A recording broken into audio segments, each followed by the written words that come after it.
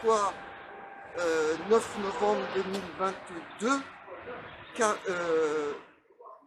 j'arrive même pas à calculer combien d'années c'est après la nuit de cristal, ça doit faire 88 années, après la nuit de cristal du 9 novembre 1938. Cette année, nous n'avons pas pu et nous avons décidé de ne pas organiser, ou tenter d'organiser la cérémonie de commémoration comme nous le faisons habituellement, c'est-à-dire en lançant des invitations, en invitant toutes sortes d'organisations, car nous sommes tous et toutes investis énormément dans l'aide au peuple ukrainien et aussi dans un aspect particulier qui est le combat contre, on va peut-être s'arrêter une seconde, nous sommes investis dans beaucoup de campagnes diverses et notamment dans le soutien au peuple ukrainien avec la situation catastrophique que l'on connaît et notamment dans une campagne particulière qui est la campagne pour les enfants ukrainiens déportés en Russie. Il y a des dizaines ou des centaines de milliers d'enfants qui ont été évacués et transférés de force en Russie par l'armée russe. Un exemple actuellement, c'est ce qui se passe à Kherson, où les civils ont été évacués et on a retrouvé déjà des enfants de Kherson qui sont placés dans des orphelinats en Russie. Donc il y a des enfants ukrainiens qui se retrouvent à Novosibirsk, à Rostov-sur-le-Don, qui est juste à côté de l'Ukraine, et dans d'autres endroits. Et, qui plus est, il y a quelque chose de pire, c'est que certains de ces enfants, des mineurs non accompagnés, comme on dit, des orphelins ou des enfants qui ont été placés dans des homes d'enfants, sont adoptés de force, enfin, sont adoptés sans accord de leurs parents par des familles russes. Or, l'adoption hors de l'autorisation des parents est considérée par la Convention de Rome sur le génocide, la Convention de 1948, comme un acte génocidaire, parce que ça vise à effacer une population.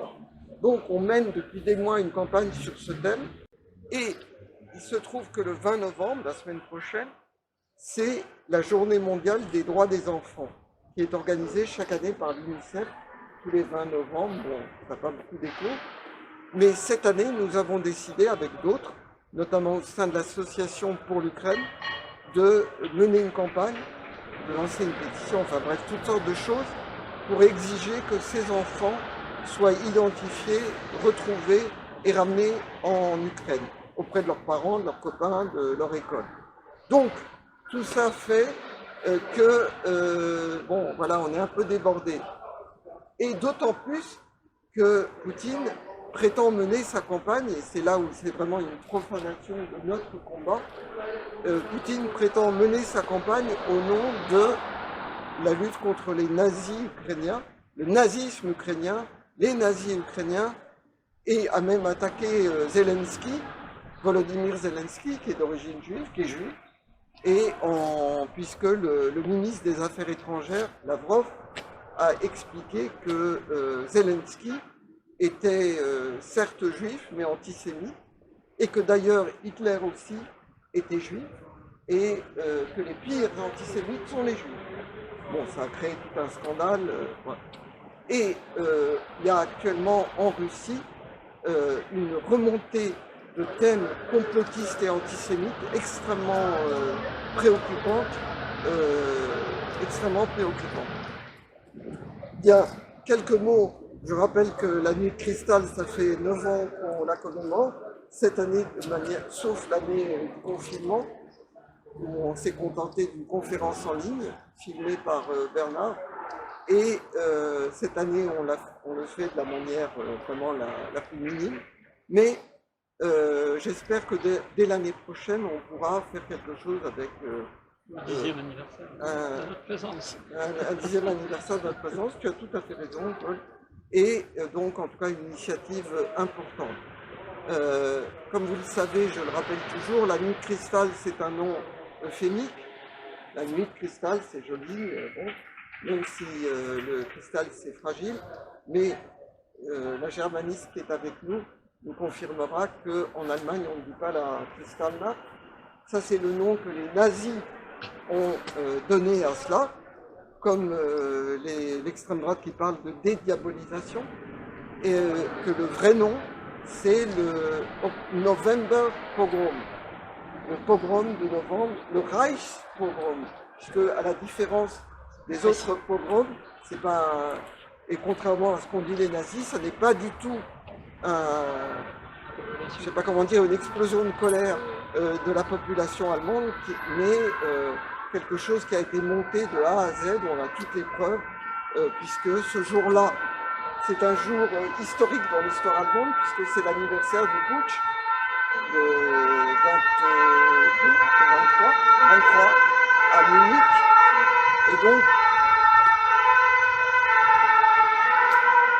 Et donc, comme chaque année, les vétérans nazis étaient réunis à Munich, et en plein milieu, on a annoncé la mort de von Rath à Paris, et tout de suite, ils ont donné les ordres pour que la colère populaire se manifeste un peu partout. Et donc, approchez-vous. Et donc, c'est pas du tout l'explosion populaire, mais quelque chose d'organisé qui a donné lieu à plusieurs centaines de morts en Allemagne, en Autriche, qui était déjà nazifiée après l'Anschluss, et dans les Sudètes. Les Sudètes qui avaient été en Tchécoslovaquie, qui avaient été annexés par l'Allemagne nazie, ont aussi vécu leur nuit de cristal. Deuxième, et je conclurai à peu près là-dessus, en tout cas sur la partie historique, deuxième aspect, c'est que la France a eu, les autorités françaises ont eu une attitude particulièrement lâche en la matière, puisque c'est le seul grand pays démocratique dans lequel il n'y a pas eu de réaction vraiment. En Grande-Bretagne, il y a eu un débat aux communes, en France, il n'y a rien eu. Et non seulement ça, mais 15 jours plus tard, von Ribbentrop, et le ministre des Affaires étrangères nazi, est venu à Paris, a été reçu en grande pompe.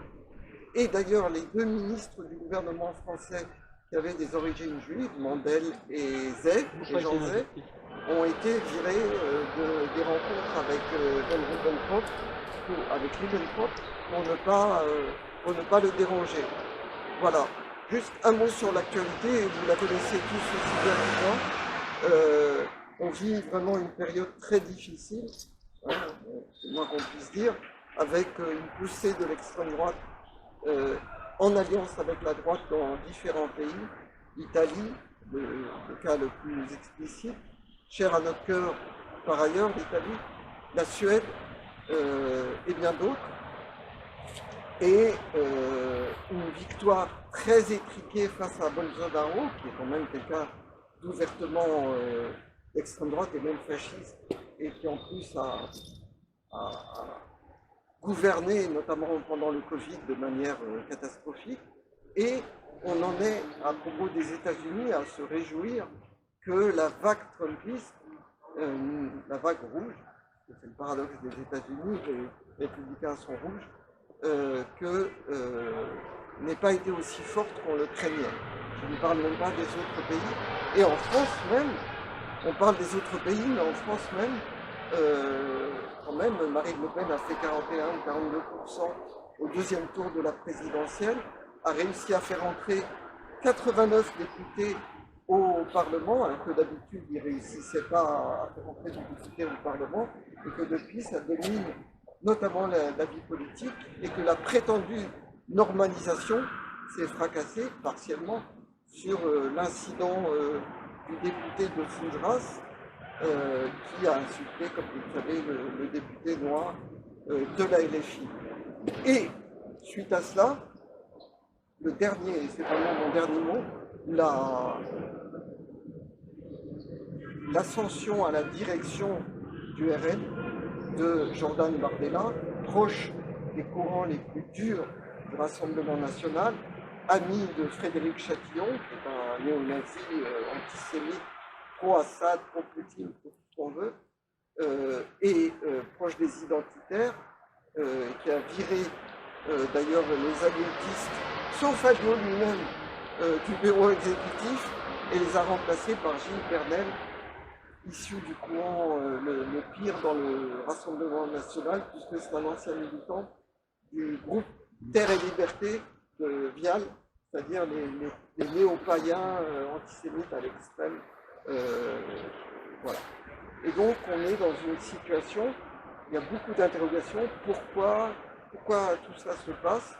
Je crois qu'on a chacun nos réponses, et on a reçu un dernier coup sur la tête, c'est le choix on en parlait tout à l'heure, le choix de Serge et Beat Klarsfeld, pour laquelle on a du respect sur leurs différents combats, et qui en tout cas Serge Klarsfeld a choisi, après avoir mené une campagne extrêmement forte contre le Rassemblement national et contre Zemmour, a choisi d'aller se faire décorer par Alliot, enfin, une petite médaille du souvenir, et surtout de donner différentes interviews dans lesquelles il explique que Alliot est moins pire et que donc il faut le soutenir, car il préfère que les ennemis se transforment en adversaires, la fraction en moins dure, plutôt que les adversaires se transforment en ennemis. Et ça témoigne d'une panique, en dehors de tous les problèmes d'orientation politique des Klarsfeld, mais ça témoigne d'une panique qui saisit globalement la société comme ça, un peu en sous je sais pas quoi, qui est presque une victoire inéluctable de Marine Le Pen en 2027. On en est loin. On en est loin, pas seulement dans la date, mais même politiquement, mais une espèce de résignation d'un saut, finalement, l'Italie, la Suède, Trump, Poutine, pourquoi pas la France, on a tout essayé, essayons ça. Et donc, du point de vue de Klarsfeld, qui n'est pas le plus aigu en matière d'analyse politique, et il vaut mieux se résigner au moins pire et encourager les aspects les moins extrémistes. Voilà. Nos deux échéances dans les semaines à venir. Dimanche, nous nous retrouverons, j'espère un peu plus nombreux qu'aujourd'hui, certainement, avec, à l'initiative de toutes les organisations de lutte contre le racisme, suite à ce discours raciste du député Fougeras, et suite à ce qui se passe, qui est un scandale vraiment effroyable, du bateau Ocean Viking qui est en Méditerranée avec ses 230 restants, ceux qui ne sont pas malades et des enfants, et la guerre de ping-pong qu'on connaît habituelle entre l'Italie de Meloni, de Giorgia Meloni, et le gouvernement français, avec quand même une attitude absolument dégueulasse et totalement condamnable du gouvernement français et d'un type comme Olivier Véran, qui, soi-disant issu de la gauche, qui explique encore ce matin que le droit, c'est le droit maritime, ils doivent aller en Italie, pas question de les accueillir en France, car ça serait encourager l'Italie. Rendons hommage à Simeoni, le dirigeant corse, qui a dit qu'il était prêt à accueillir temporairement, en tout cas, ce bateau.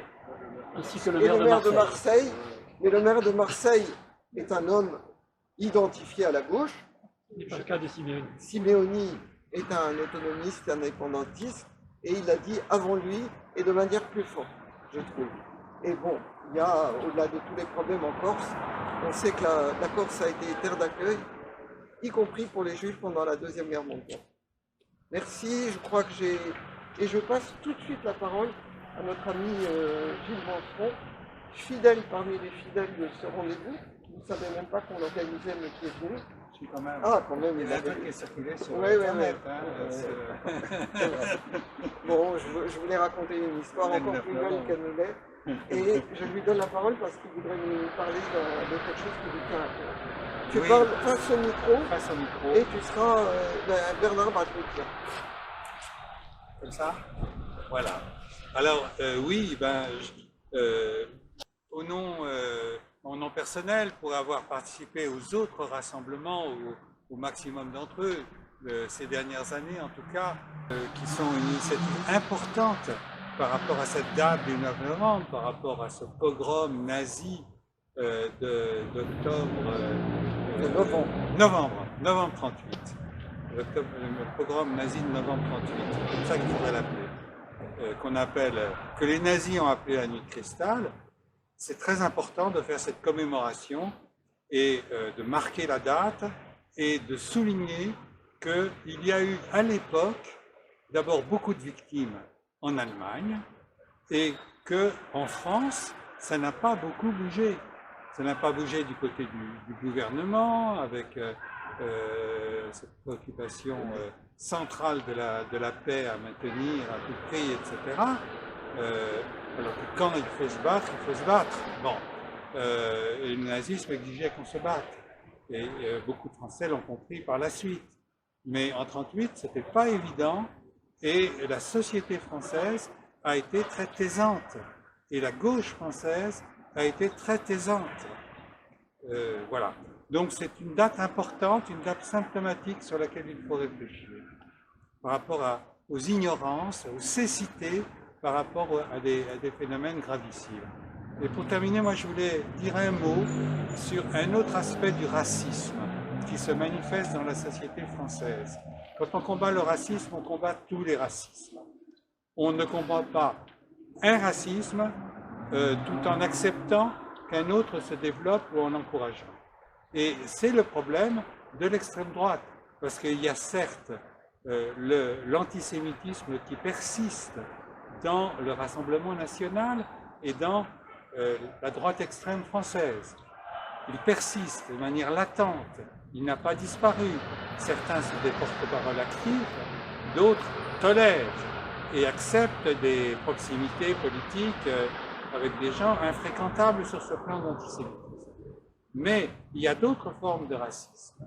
Et il y a, dans une partie de l'extrême droite, un courant qui, représenté par le maire de Perpignan, Louis Alliot, dit qu'il faut arrêter d'endosser, de reprendre l'antisémitisme, il faut que l'extrême droite s'en dégage, mais qui laisse s'exprimer un racisme anti-arabe.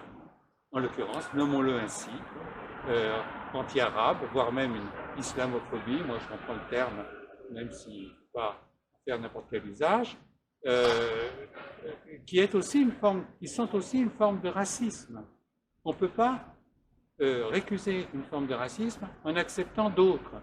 Voilà. Et je voulais rappeler une initiative intolérable de ce maire de Perpignan, qui est de baptiser, nommer une esplanade de la ville du nom de Pierre Sergent. Pierre Sergent était le chef de l'OAS Métropole. C'était un officier déserteur de l'armée française qui a participé au putsch contre la République d'avril 61, qui ensuite a été un des chefs de l'OAS et qui est devenu en France, qui a été envoyé en avril 61 en France pour organiser l'OS Métropole.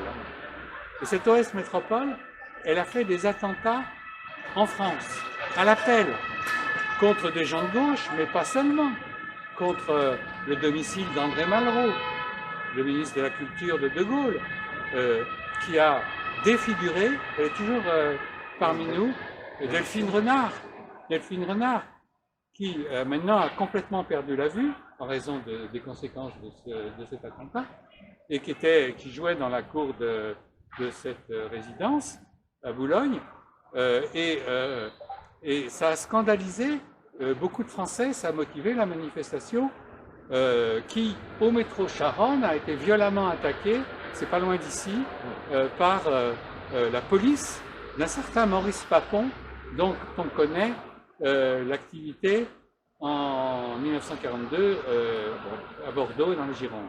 Donc, voilà, Sergent, c'est vraiment un symbole de cela. 70 morts, l'OS, en France. Donc, il y a eu ceux qu'ils ont tués en Algérie à l'appel. Bon, en envoyant des camions-citernes sur le port, etc., en balançant des roquettes sur des quartiers, ce qu'ils appelaient les villes nègres. Voilà. Donc ils ont fait des morts civiles considérables, l'OAS, mais ils en ont fait aussi en France. C'est madame qui me parlait d'un souvenir d'enfance, d'un attentat de l'OS dans le 18e arrondissement, 70 morts. Bon, et il y a eu un attentat, par exemple, c'était à Issy-les-Moulineaux. On le retrouve dans la presse de l'époque. Ils ont dit, Issy-les-Moulineaux, vote communiste, c'est-à-dire paix en Algérie, indépendance de l'Algérie, donc il faut punir les habitants d'Issy-les-Moulineaux. Donc une voiture piégée, hein, à la Al-Qaïda, si je puis dire, hein, qui est déposée là-bas et qui fait X morts dans cette ville de la banlieue sud de Paris, Issy-les-Moulineaux. Bon, 70 morts, des militaires français. Alors, ces gens-là qui sont censés défendre la loi, l'état de droit et je ne sais trop quoi dans leurs paroles, eh bien, ils ont tué des militaires français. Une flopée de gendarmes ont été tués là-bas. Ils sont des militaires. Bon. Et donc, c'est vraiment un terroriste, Pierre Sergent. Et c'est scandaleux que l'extrême droite rende hommage à un chef terroriste en lui consacrant une esplanade à son nom. Et il a même été jugé, Pierre Sergent, comme Bastien Thierry qui avait fait l'attentat contre De Gaulle, etc., eh bien, a été jugé et condamné pour cela, amnistié par la suite. Voilà. Donc c'est ça un scandale. La Ligue des droits de l'homme va faire un recours contre la décision du conseil municipal de Perpignan pour cette dénomination d'une place Pierre Sergent. J'espère que ça aboutira. Voilà. Il a été le premier député Front National. Oui, il a fait partie des premiers députés FN à l'époque. À l'époque, oui. Il n'est pas resté longtemps. Hein. Non, mais enfin, c'est un symbole et c'est scandale. C'est un scandale. Et on se souvient de l'esprit stratège du président de la République de l'époque qui s'est dit le FN, laissons-leur un petit espace, ça va diviser la droite. Voilà. Bon. Mais il n'a pas osé le nommer, moi je le nomme, c'est François Mitterrand. non, mais on connaît peu. Donc combattre tous les racismes. Et je pense que dimanche, ça sera l'occasion de l'affirmer. Quand on combat l'antisémitisme, on combat les autres formes de racisme.